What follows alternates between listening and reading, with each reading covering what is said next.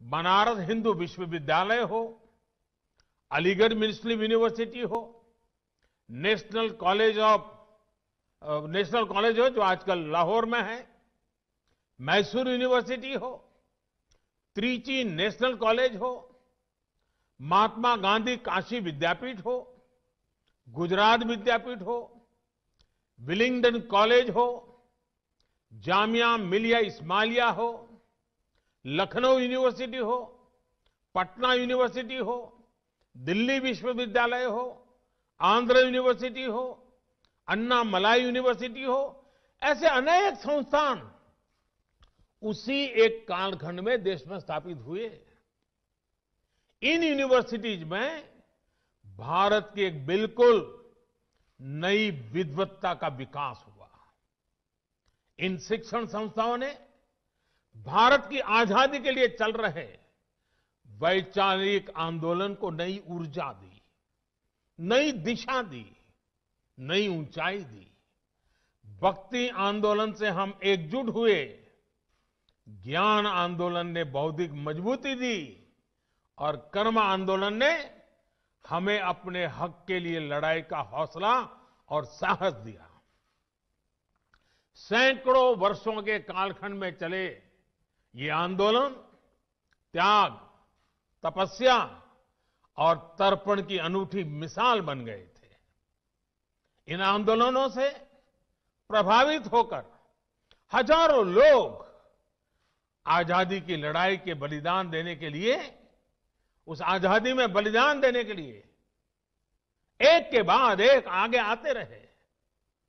साथियों, ज्ञान के इस आंदोलन को गुरुदेव द्वारा स्थापित विश्व भारती विश्वविद्यालय ने नई ऊर्जा दी थी। गुरुदेव ने जिस तरह भारत की संस्कृति से जोड़ते हुए, अपनी परंपराओं से जोड़ते हुए विश्व भारती को जो स्वरूप दिया, उसने राष्ट्रवाद की एक मजबूत पहचान देश के सामने रखी। साथ साथ उन्होंने विश्व बंधुत्व पर भी उतना ही जोर दिया। साथियों, वेद से विवेकानंद तक भारत के चिंतन की धारा गुरुदेव के राष्ट्रवाद के चिंतन में भी मुखर थी।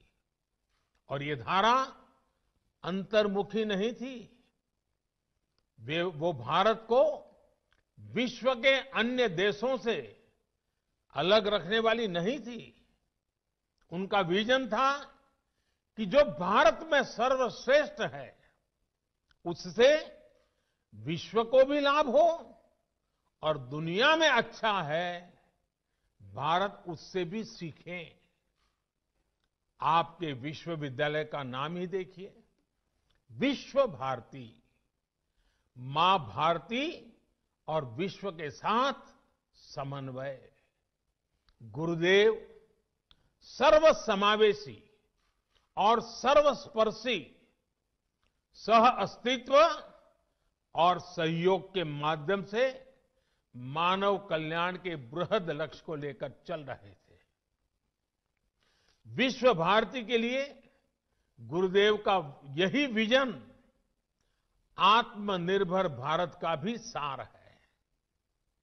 आत्मनिर्भर भारत अभियान भी विश्व कल्याण के लिए भारत के कल्याण का मार्ग है। ये अभियान भारत को सशक्त करने का अभियान है। भारत की समृद्धि से विश्व में समृद्धि लाने का अभियान है। इतिहास गवाह है कि एक सशक्त और आत्मनिर्भर भारत ने हमेशा पूरे विश्व समुदाय का भला किया है। हमारा विकास एकांकी नहीं बल्कि वैश्विक, समग्र,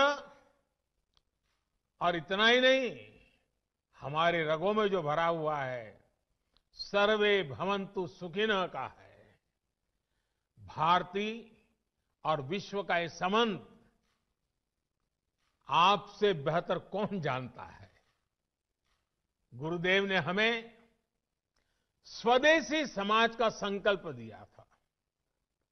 वो हमारे गांवों को, हमारी कृषि को आत्मनिर्भर देखना चाहते थे। वो वाणिज्य और व्यापार को आत्मनिर्भर देखना चाहते थे।